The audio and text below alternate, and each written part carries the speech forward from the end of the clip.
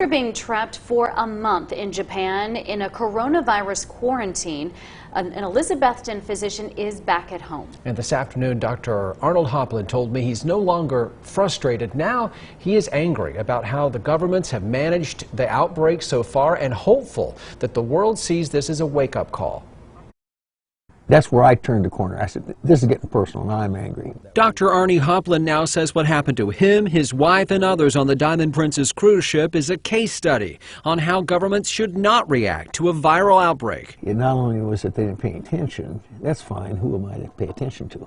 But what bothers me is when they knew the truth, they buckled down and still followed the poorly conceived policy. Hoplin was instrumental in pushing for evacuation flights for Americans out of Japan, but he feels like his initial calls for quick response were ignored. Had they immediately, as soon as I could contact them, there might have been 2, 3, 5 Americans infected at most.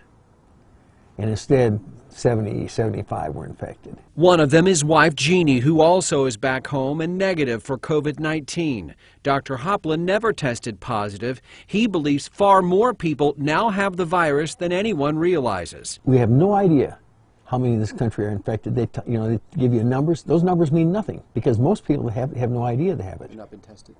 Well, and they have no symptoms. Dr. Hoplin says evidence proves COVID-19 is highly contagious, but not dangerous to most except the elderly and people with pre-existing medical problems. Most of the people who get this virus are unaware of it.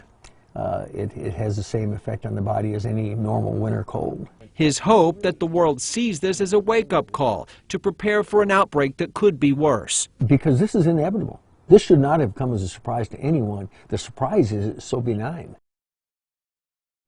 Dr. Hoplin's urging everybody to just use common sense and not panic. He is writing a book about his family's month-long ordeal, and he's hoping to share what he's learned with anyone in government who will listen.